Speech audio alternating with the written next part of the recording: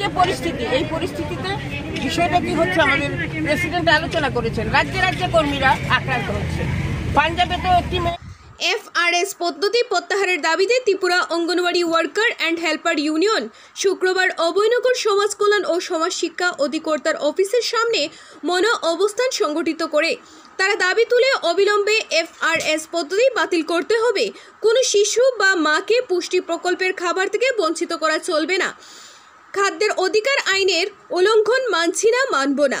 অঙ্গনওয়াড়ি কর্মীদের উপযুক্ত গুণমান সম্পন্ন ভালো মোবাইল দিতে হবে। ICDS এর বাজেট বরাদ্দ বাড়াতে হবে। প্রতি মাসে মোবাইলের খরচ দিতে হবে। বাজারের দরের সাথে সঙ্গতি রেখে ফিডিং বিল দিতে প্রতি মাসে বিল মিটিয়ে দিতে হবে। অবসরের পর কর্মী সহায়িকাদের গ্র্যাচুইটি ও পেনশন দিতে হবে।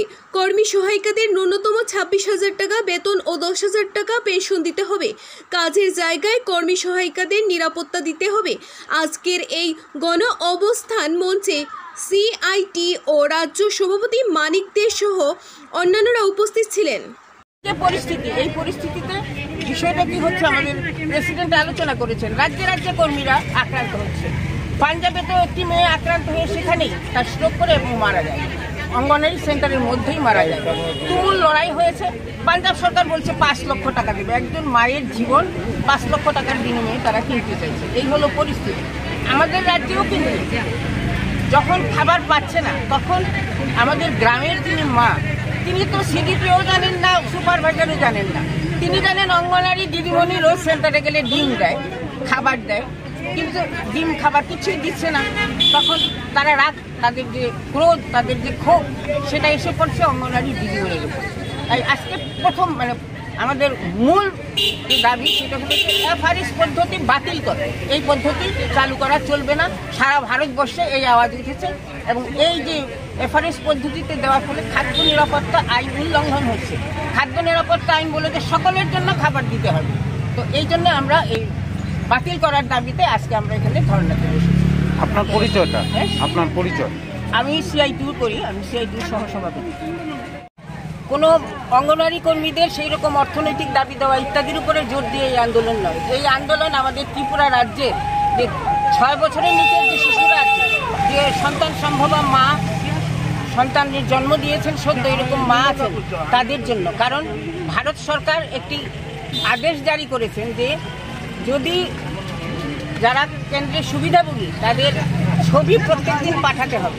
এখন ছবির সঙ্গে যে বেনিফিশিয়ারি তার KYC থাকতে হবে, অর্থাৎ তার আধার কার্ড লিঙ্কিং থাকতে হবে, তার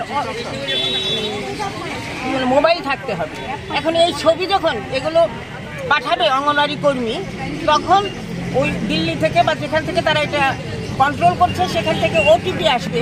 এই OTP এনশিওর হলে তারপর আমরা খাবার দিতে পারবো। এটা হলো যারা টেক হোম রেশন, মানে বাড়িতে যারা খাবার নিয়ে যাবেন। আর যারা সেন্টারে আমাদের 3 থেকে 6 বছরের শিশু, যাদের গরম গরম খাবার আমরা দিতে চাই এবং আমরা জানি যে এটা একটা খুব স্বাস্থ্যপ্রদ ব্যাপার, সেইখানে তাদের ক্ষেত্রেও এখন ফেস রিকগনিশন লাগবে। এই বায়োমেট্রিক তাদের অ্যাটেন্ডেন্স লাগবে, এইসব করছে। আমাদের রাজ্যে এইগুলো করা সম্ভব কিনা, একদিকে হলো যখন করোনা হয়েছিল তখন তড়িঘড়ি করে কেন্দ্রীয় সরকার এই একটা পোষণ ট্র্যাকার অ্যাপ একটা খুলে, যার মাধ্যমে এই পুষ্টি বিতরণের খবর রিপোর্ট কেন্দ্রের কাছে যাবে এবং সেই সময় সকলকেই দেবে বলেছিল মোবাইল ফোন। আমাদের রাজ্যেও মোবাইল ফোন প্রায় সবাইকে দিয়েছে, কিন্তু এটি 2-3 মাসের মধ্যে এগুলো নষ্ট হয়ে গেছে। এখন কর্মীদের তারা বাধ্য করেছে যে তোমাকে কিনতে হবে, মোবাইল কিনে তুমি এই কর্মসূচিটা চালাও। বাধ্য হয়ে কর্মীরা মোবাইল কিনেছে, কিন্তু সেই মোবাইলও 18টা অ্যাপ তথ্য প্রত্যেক দিন পোষণ ট্র্যাকার অ্যাপে আপলোড করতে হয়। এত তথ্য আপলোড করার মতন খুব 5G ভালো স্মার্টফোন দরকার। আর নেটের অবস্থা তো জানেনি, স্মার্টফোন যদি ভালো হয়ও তাহলেও এটা হবে না। এই জন্য আমরা বলছি যে তোমরা প্রত্যেকটি কেন্দ্রে ওয়াইফাই দাও, ভালো স্মার্টফোন দাও। আর স্মার্টফোন চালাবার জন্য টাকা কত দিচ্ছে তারা? বছরে 1800 বা 2000 টাকা। আচ্ছা আপনারা বলুন, সাংবাদিক বন্ধুরা এখানে এসেছেন, 2000 টাকা দিয়ে সারা বছর রিচার্জ করা যায় এমন কোন কোম্পানি আছে? আমাদের তো জানা নাই, আমরা তো পাই না। ফলে তারা রিচার্জ করতে পারছে না, মেরামত করে দিচ্ছে না, নতুন এক্সচেঞ্জ করছে না। এই পরিস্থিতির মধ্যে প্রত্যেক প্রত্যেকটা কেন্দ্রে 2 থেকে 3 জন শিশু বাদ পড়ছে, খাবার দিতে পারছে না। এখন ICDS হলো ভারতবর্ষের একমাত্র প্রকল্প যে প্রকল্পে শিশুর পুষ্টি দেওয়ার ব্যবস্থা আছে। 1975 সালে এই প্রকল্প শুরু হয়। বাচ্চাদের কুপোষণে যারা আছে, যারা অপুষ্টিতে ভুগছে, তাদের অপুষ্টি দূর করার জন্য একমাত্র প্রকল্প ডিবি শিশু উন্নয়ন প্রকল্প।